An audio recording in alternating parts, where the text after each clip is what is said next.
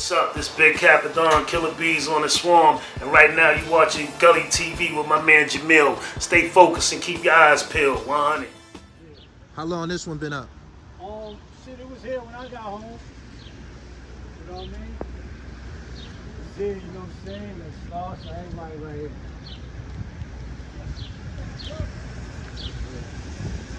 Super talented fucking graffiti artist here. Yeah. They were ordering some of people's across the border. Look at the weed smoke coming out of Meth face. That's crazy. Oh, dirty. You God. Yeah. Shala. Chef.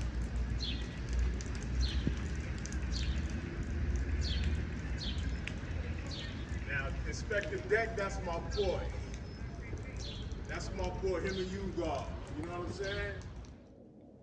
Peace.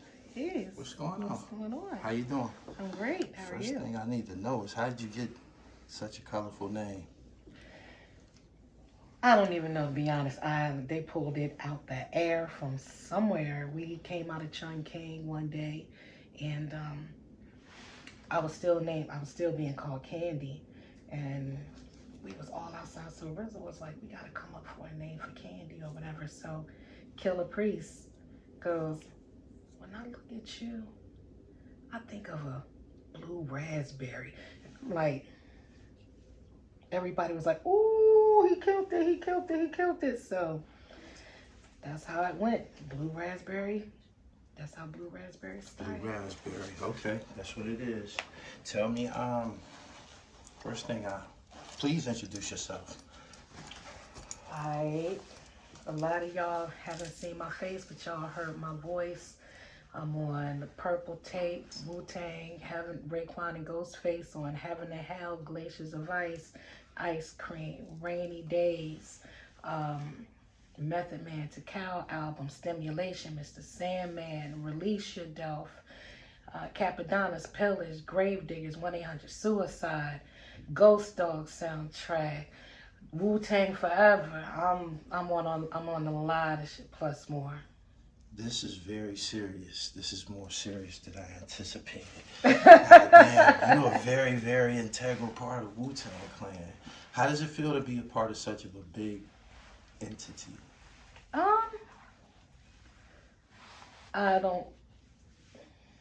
I would say I didn't think things would blow like they did because I had a feeling they would. For one, RZA spoke with a lot of confidence when we met. Okay. And the very first thing I knew about RZA, he spoke all positive. He never spoke a if.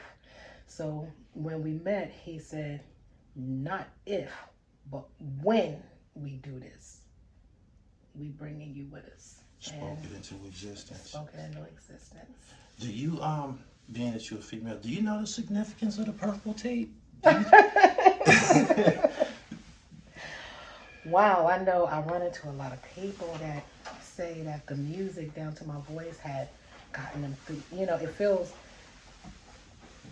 surreal when people tell you that you have gotten me through certain life issues, or, you know, hearing whole songs as a group, or hearing my voice, like just hearing your voice, you know, got me through this or got me through that, you know, and it just be like, wow. So I don't know, like, I know the impact that it has made on people. Right. Now, how deep?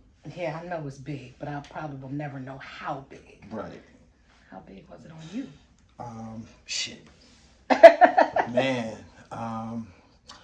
summer of '95, I was standing in projects, getting me some paper, and my homie, he had a Regal, and he rolled by, and he was playing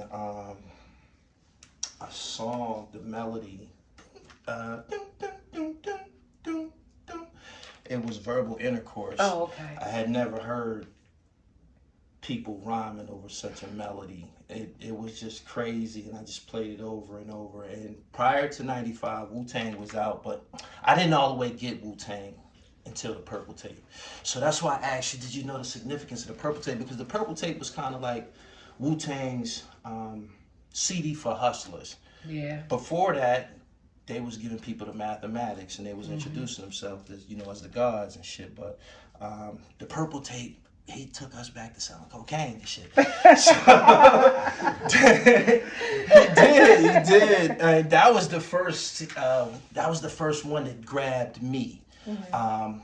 It put Ghostface and Raekwon on that pedestal that they occupy. It was that was it initially. Throughout the CD, I would hear angelic voice blowing. I think first Rainy Days. Can you hit that? Can you still hit that? Because you sounded like you could sing over the phone. You still got it, don't you? Can you hit Rainy Days? Rainy Days? It's exclusive as a motherfucker, yeah. It's a mystery inside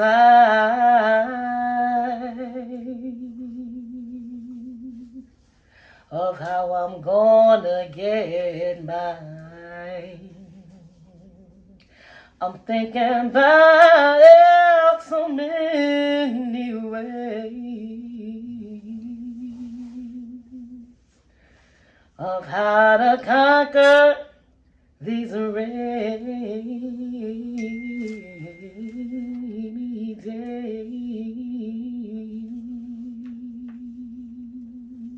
When you come out of the booth after doing that, what's everybody's expression? Well, that's an interesting story because I'm going to explain how Rainy Days was made. Let's hear it. So RZA always kept me up under his wing. And we would be in Staten Island in the basement a lot, brainstorming and everything. So he, for choice of better words, he likes to catch a genie in a bottle when it comes to me. Because I could start at any time. So he already has record going. So as I'm in the booth and I'm warming up, I'm singing this song by Donna Summer, I think Barbara Streisand. It goes, it's raining, it's pouring, my love life is boring me with tears after all these years. And then it was like, it's raining, he's changing, my man is going insane, insane. So I went to the keyboard, and at the time I always liked playing with the keyboard. So there's an old video game that I was you know, messing around with because it always stuck in my head since like the 80s. And you know, it's like started breaking it down.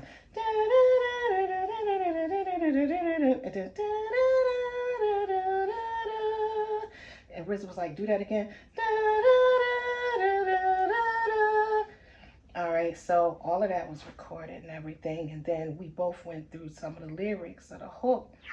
And next thing I know, RZA said, all right, I'm going to take this over and I'm going to dirty it up. Next thing I know, I guess he sent it to Ray & Ghost after he finished with it or whatever. And it came together and boom, there was Rainy Days. I was like, whoa. Magic. Yeah, so nobody was really in the booth when it was made because me and RZA was just brainstorming. Okay. Tell me something about your inspiration. When you said Barbara Streisand, that told me that you got a little crossover dribble with you. Tell me who inspired you to sing. Billie Holiday, Ella Fitzgerald, Donna Shore, Shaka Khan, Stephanie Mills, Donny Hathaway, Marvin Gaye, Stevie Wonder, The Supremes, Johnny Mathis, Peabo Bryson, Roberta Flack, Patti LaBelle, Aretha Franklin. Man, it's the OJs, like the Whispers. I would just sing different songs because my grandparents raised me. Okay. So I would hear so many different melodies and so many different genres and categories, from Def Leppard, Meatloaf, Queen. Kiss, Aerosmith. Right. You know, like Donna Summer, and I mentioned Barbara Streisand. Then later on, like, you know, I listened when I was younger a lot of Celine Dion. So, you know, people like that. Incredible, incredible. How does someone, you Mississippi native? Jersey. New Jersey. Okay. How did you meet RZA? I was working at the casino and we had the Impact Convention. Now, one thing about that in the saga, they showed the Impact Convention, but they didn't show everything that was there. And in the saga, you know, Ray and Ghost wasn't there, which they actually were there. I was getting off of work and I think Somebody Loves You by Patti LaBelle was playing over the intercom. And so it was me and a couple of my girls, we was walking. And I was just singing. I'm the type of person, I just bust out singing and like ain't nobody else in the world. Like, I'll just start singing. And I'm just going across the floor and then I see these guys standing up against the wall. And they had these bandanas on and everything. And they was like, yo, sing that again? Fly Guys. You know, sing that again. And I was like, I got a little shy because like I was shy when you asked me to sing. It was like, but if you don't ask me, I'll go on all day. Right. So when they was like, can you sing that again? I was like, eh. And so my friends were like, yo, you better sing for them. Like, you don't know who they are? I was like, I don't know who they are. It was like, sing for them. So I did, and everybody was cool. Like, we like came together and everything. I think it was Ray, Ghost. I think Deck was down there. I think Meth was probably running around, you know, but he was there. And Ray and Ghost was like, yo, we want to take you to meet our producer and everything. So my girl went upstairs with me. I went up there, and that's where I met RZA. And Genius was in there, and Meth was upstairs. We all was up there, and he wanted to hear me. So I sung for him, and that's when he said, straight up, as soon as I finished, he said, you know what? Not if, but when this happens for us, we bringing you one. No doubt. Okay, you said you didn't really know who them niggas was. You really didn't have any idea who Raekwon and Ghostface No, were. I They didn't. got a Because at the particular way time- of dressing. Did it like these No, gotta because be at somebody? the time, they really wasn't like, you know, Oh, they wasn't there yet. big yet. Okay. You know, they had the white cassette that had Protect Your Neck on one side and Method Man on the other.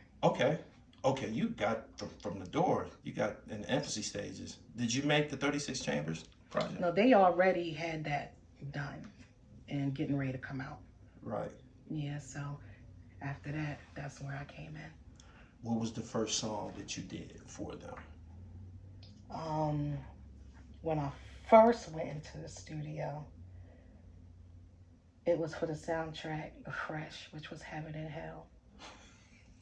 And that was on the soundtrack, and then it was already recorded, and then the video was made after that. And I think the video was made before that. And then it was just a track on the movie. And Heaven and Hell was the first one. Then it was, you know, we did some in between because I was working with Sons of Man too, with Archangels of Darkness and all of that. So I was working with Killer Army as well. So we did, when I went back in, I did Release Your Delph for Tikal. Okay. And, you know, in the middle of all of that, Mr. Sandman came about, Stimulation came about. So, yeah, that's how that started. And initially, you didn't. What did you think about the opportunity? Okay, I'm someone who had a talent. I could sing a little bit. These guys just stepped to me. At that time, you said you didn't see it going? It's not that I didn't see it, but I'm the type of person that, I don't know, it takes a minute for things to dawn on me because I don't ever like get to a point where I feel like, oh, I'm this person, oh, I'm with that. Because really, when I was working with them, I never let anybody, you know, in my city know what I was doing, because it was like, okay, I'm doing this or whatever. Because in the midst of all that, I was doing the Apollo. And so I won 3 times on the Apollo. So when it was time to go, you know, the next one to go on TV that last night, RZA came to the Apollo and got me and told them, man, fuck Apollo, she Wu-Tang. I was like, alright. So after you met them, you were still doing your thing. So you was at the Apollo. You had won three times. You said. Mm-hmm. What did you sing? I sung "Feel the Fire" by Stephanie Mills and Teddy Pendergrass. Who did Teddy? Or you just did Stephanie? Huh? I did. Shit. Then I did "Go On Without You" by Shirley Murdoch, which they wanted an encore of that. And I believe I did one with Patti LaBelle, but I know they wanted me to do Shirley Murdoch's twice. Yeah, you got to be a grizzly bear to try Shirley Murdoch joint. Man. People not doing that anymore. So, and I'm going to be honest, when I did the one, the night I was really going to do Shirley Murdoch, that night, because it was like 3 bus loads from Atlantic City that went up there. Mm-hmm. So I caught laryngitis on the way up there. So I was sipping tea the whole time. I could not sing. And so I had switched the music at the last minute because I couldn't get that high or whatever, and switched it to "Feel the Fire" and still took it. No doubt. Brought the house down. Man, I had everybody else's bus loads. Who was hosting Apollo at that time? It was before TV. Okay. It was before I went on TV. So tell you the truth, I don't even remember who hosted it. Was it scary? Did you have butterflies? I mean, it is the Apollo. Did you expect Sandman? Did I expect Sandman? No. Hell no. But I knew, you know, Apollo was kind of a hard crowd, but I think I had enough people there to overpower it, you know. But I wasn't scared. I was a little, not even nervous really, because when I go on stage, I don't pay attention to the crowd. Okay. Like this light right here. All right, it could be like 1 million people up under it, but I'm looking straight. Got it. Which it'll look like I'm looking at you, but I'm looking straight. So when I look straight, everything else blacks out. So I feel like I'm in my laundry room with the door closed in the dark, listening to a boombox. You know, just being me. So RZA showed up to the Apollo and retired you. Basically. Yeah. Right. They all showed up. So I think my cousin was with me, Scarlett. Yeah. She was there with me. Okay, when they came through, did they have the Cubans on and all of that? Man, they had. I didn't even know they was there. I know the people at the Apollo was like, people are running up the steps in army suits. They all coming in there with fatigue suits. We don't know who these guys are. Right. It was like the beginning of a video, like, zzz, like, who are these guys coming up here? Killer bees. Yeah. Right. Do you have a specific song that you feel is your signature joint that you did with the Wu? Oh my gosh. I know. Of course, Rainy Days. Yeah. Glaciers of Ice. That's the main two. No, wait a minute. Release Yourself. Okay.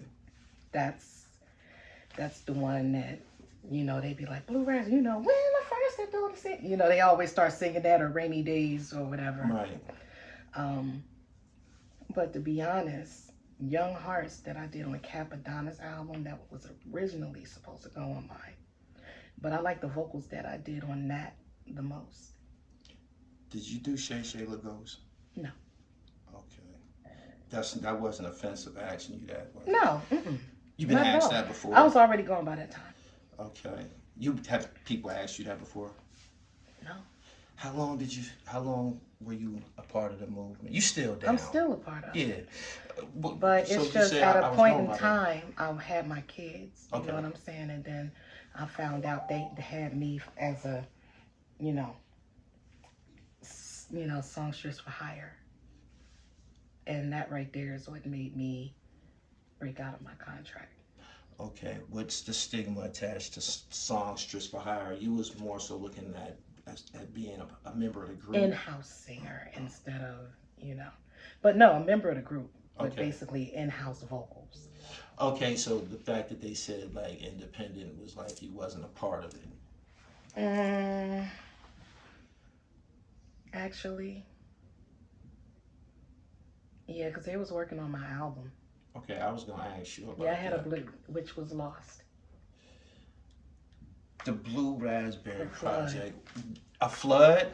You ain't hear about the flood where a lot of albums I and did a lot hear of about it. material was lost.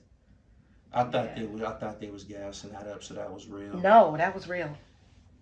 That was real. How much did you have recorded? How much of the album was done? Most of the album was done. Did that take a lot out of you? Take passion to sing, right? Well, I think by the time that it really dawned on me, you know, I kind of put music in the background so I could raise my family. And then I always planned on, okay, now I'm gonna come back to it. So it didn't really dawn on me like that. Do you still want one? I think I'm comfortable with how I'm doing it, but yeah, I'm working on a few now. Matter of fact, Raekwon dropped a 16 on one of them. one of them. I got some with Inspector Deck. I'll probably have one with Meth too. A verse from Meth on there, and I got one with Mitchy Slick from Camp Low. You know, so you know what you're doing. Mm-hmm. You know what you're doing. You got an actual. Do you have an actual taste in hip hop music and songs? In the guy that you want to work with. Raekwon got a specific style, mafioso, dope boy. You got a preference? You got? Do you have any type of special chemistry with any of them? Of course. Who? Ray. Ray. Me and Ray. Me and Meth. And you know, I would say me and RZA because RZA actually, he's a genius when it comes to my voice. You know, because I spent so much time with RZA amongst everybody else. You know, Dirty, that was, rest his soul. That was, you know, before he got locked up, but that was like my best friend. Or tell me what type of person on Dirty was in real life. What you see is what you get. If Dirty liked you, you knew it. Right. If he didn't like you, you definitely knew it. No doubt. Yeah, so I actually talked to him the day that he died. I talked to him earlier that day. And it was the first time I talked to him really since he got out. And he, you know, was promising me that we still gonna do the song This Must Be Heaven by Brainstorm. You know, he sung it on the phone. I sung my part on the phone, and he was like, I'm gonna call you back later on. But later on never happened. Okay. So, you know. During the course of, you know, being affiliated with them, did you start picking up the mathematics? I know they put it on you. Did you get it? They tried. For real? Yeah. I mean, the earth part, that's easy. Yeah, that's I understand. Yeah, I mean, I do all that, but no, if it comes to coming to me, what's the mathematics today, queen, and this and that, I'd be like, sunny skies, look like my rain today. You know, I'm not going to say, you know, I think that approach is dated. I think that approach is dated. I think if we building, we can't be stuck at. They didn't try to push it on me. You know, basically I learned through conversation with them. Okay. And a lot of times when they got into a deep conversation about it, I probably got up and went and ordered some Chinese food or something. You know? Yeah, it can get real deep. It can get real deep. Yeah, they can lose you. I've been lost before. Word. As of lately, do you have producers that you work with outside of the Wu in regards to putting together your project? Yeah, I was working with Focus 3 Dots, that's with Aftermath. I got production, from different people. You know what? I got so much music. I can't even tell you, like, all the producers that I work with. But it's a lot, and they're all dope.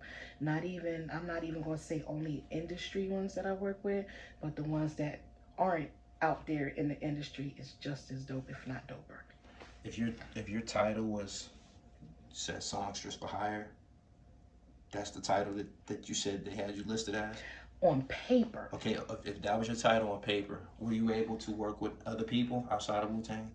Or that was prohibited? At the time while I was on paper, no. Hell no. I mean, I could go and look for producers. Like when I was on Don't Be a Menace While Drinking Your Juice in the Hood soundtrack, I went to Baltimore to listen to these guys that was producing, that did some work for Island Records. And I called RZA up and I said, you know, I want them to have some production on my album. He was like, all right, bring them up here. So we went up there. RZA was in the studio. So needless to say, these guys, I don't think ever got paid for their tracks, but they left there with a $25,000 check for 5 tracks. Hold on. You said you don't think they ever got paid, Yeah, but they left with a check. They left with $25,000. So it was a rubber check. Bounced a little bit. Is that what you're saying? No, they left with $25,000. They left with for 5 tracks that they had. I introduced them to RZA. I picked out 5 tracks. RZA wrote $25,000 for them. When someone stands in the middle of a deal like that, how does that benefit you directly, if at all? Well, it was going on my album, and you know, it made "Don't Be a Menace" soundtrack. You know, one of the songs. Right. I'm good with that because it reached every ear, just about, and you know, there was never any negative feedback. Everybody loved what I was doing, and it just was a good feeling to know that when my name is mentioned, people know. Right. You got such an angelic voice. Nobody ever reached out to them like, who's the girl on Rainy Days? I'm talking about somebody like Nas or somebody, them big guys. You know, if they did, I probably wouldn't know about it. Right. I'm just being honest. Right. Did you perform in the stadiums? I perform at Movement Festival. I've performed in different places with them. Me, Ray, and Ghost did Low End Theory in LA. You know, so it's like right now, say if they came to Jersey, like which they are coming. Yeah. I'll probably be there on stage doing my parts. You Ray and Ghost, y'all like the Fugees and shit. Y'all can go out and get it cracking and shit. Y'all got a little library and shit. Have you ever gave some thought to that? Like, man, let's get to moving around the room a little bit. No, but it is a thought. I might bring it up. Yeah, man, bring that shit up, man. We paying for shows. Straight up, especially them caliber shows. In 2022, do you hear anybody singing that, you know, you're attracted to their style? You say, oh, she's nice. Is it too much studio magic? Because you just sung for me live, no mix, no nothing. And I've been in this business for a minute. I don't see people just standing out blowing like you just did. So, is it a lot of magic going on in these studios to put out these projects right now? It's too much studio magic going on. I'm gonna be honest. I know there are some singers out there. Right. But will the industry let them in? I pray. You know, because now that I notice on a lot of award shows and things like that, they're playing their song while they're performing. Some actually sing, but people are playing their songs while they're performing, and that's taboo, ain't it? I don't want my lead vocals playing behind me. I want to sing, right, you know, right. Because I'll never do a live show the same. And the only reason I'm saying it like that is for the simple fact of, yeah, the song sounds good. Oh man, they did that. It sounds all right. But then when you get live, I want to hit you harder Right. when I'm performing live. So when I perform live, it's like, forget what I did. This is what I'm doing right now. And know that you're the only one that's going to get this version, because when I go on to the next spot, they're going to get something different. Do you hear anybody nowadays that make you want to collab? If you asked me who sung R&B today, I couldn't even tell you. Female, I couldn't tell you. I can't tell you either. I still listen to Mary J. I would do a song with Jill. Jill Scott? Yeah, that's from our generation, though. I'm talking about anybody. No. Nobody? I don't hear nobody. I don't think so. Did radio become unkind to the R&B genre? Back in the day when CDs was out, man, I had a book of CDs, man. It was so many hot females, SWV, oh my Mary gosh, J. you had a variety. Hill, and you could just go on and on and on. And now it's like, what happened to all them R&B singers? You had a variety, just like in lyricists. You had lyricists. You had a variety of lyricists. And I mean, correct me if I'm wrong, but if you played like a whole station as you're traveling for hours, it sounds like a compilation of the same beat with 4 different artists. I can't dispute that. They do sound, a lot of them do sound the same. That's why I yeah, say I can't pick nobody out. And now it's like, where's R&B? Oh, it's R&B trap. What? Where's the love? What happened to the love? Where's the love? Yeah. I've had this conversation with people. The way the music industry now is, they don't care about black people or the culture or anything like that. If they just want to make money. These are people who don't even listen to black music. If a 16-year-old gonna talk about machine guns and it's gonna sell millions, they'll invest their money in that before they. That's why my album's hitting every genre. So, where they may not listen to rap, or they may not listen to this type of music, may have a trap beat or whatever, you know, you still have them ones that like real music. You know, you have the alternative, you have that midnight love, you have, you know, where R&B is really being listened to, where hip-hop is really being listened to. So I'm making music that's going to slide up in there in all spots. Okay. How does, do people spot you? Do you get spotted? Sometimes I do, but because I kind of been behind door number 3, or like, I would say I'm the real ghost face, you know what I'm saying? Until they see me come out on stage and everybody's like, oh, shit. Right. Like, that's her. But I had people come to me and bow. I don't know how to take that, but, you know, they would blue raspberry and they would just bow down. Did you read the comments when I posted you on my Instagram page? Oh, they went crazy. They the ones who... I didn't have to look up much as far as your bio. They all just started spilling it. I'm like, I knew about Rainy Days, man, the people? Yeah. Wow. Yeah. That put urgency behind this interview, the reception that I got from posting you. Wow. Word. When can we expect the album?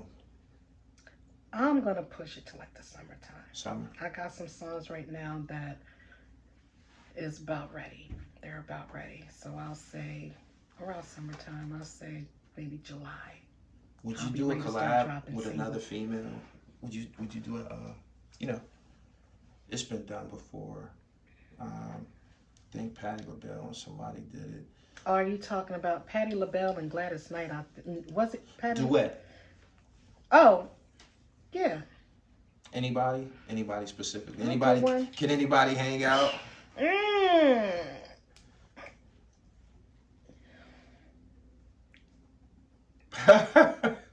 I feel you. I'll do one with you. That sounds like peanut butter and jelly. That's a winner right there. Yeah, that's definitely a winner. I mean, I like lettucey.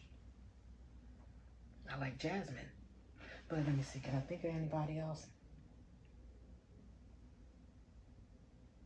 I would like to do a duet with Patty. Talk that shit. I would like to do a duet with Tell Stephanie. me. I would like to do a duet with Diana. I'd like to do a duet with the ones that inspired me. Hell, if I could summon Billie Holiday, I would do a duet with her and Ella. Right. So yeah, would I do a duet? Yep. But more with them than anybody out now. Did you appear on that album that they sold for the millions? Yes, I am on there. What's the name? Once Upon a Time. What's the name of the track? The track list is the track list public at this point? No. It's not. Okay. But there is Rainy Days Part 2. For real? Mm-hmm. Wow. Wow. So Martin Shkreli, he went to jail, and I believe he sold it. Who got it now? You know, I don't know, but I know they're building something over in Egypt where it's going to be on display only at a certain time of year. Did you go to Japan and all of that with them? I didn't fly over there. I wasn't going over there. Too much water. You don't like flying? No, I like, my father's a pilot. Biologically. That was a little too long. Yeah, I can go to Vegas. I can go to Cali. I went to Hawaii. But all that 17, 20 hours, 26 hours sleeping on a plane. It's I mean, I'll do it now, but I wouldn't do it then. I went to Paris and London. I slept most of the way, but that's a long time. You think about it, that's a long time to be in the sky. But maybe the plane might be too big to, you know, feel turbulence. But I ain't ready for that yet. I was on. I went over there on Air Canada. It was the plane looked like a football stadium. I ain't never seen a plane so big. Was you on a Dreamliner? I don't know. I wasn't even supposed to be there. I missed a flight, and I was raising hell in the airport. They said, we can get you there, but you're going to have to fly to Canada. I said, I ain't never been there before. Let's go. Probably was a Dreamliner. Because you said it looked like a football field. Yeah, it was huge. Everybody had TVs and people walking around. Dreamliner. No doubt. This has been incredible. When the last time you did media? It's been a little while because I kind of took some time off like the past year. You strike me as being introverted. You fuck with me though. You came through for. Is it because we related, family? You came through for me. I'm telling you. Sometimes interviews they don't unfold this fluid. So I really appreciate your cooperation, and you could leave your social media contact information so people get in touch with you. If you're selling anything, go ahead, shoot your pitch. Instagram, you can reach me at the official Blue Raspberry. Facebook, Blue Raspberry of Wu-Tang, or Candy Lindsey Gross. That's my personal one, but that one's kind of full. So Blue Raspberry of Wu-Tang. Follow me on Instagram. I'll follow you back.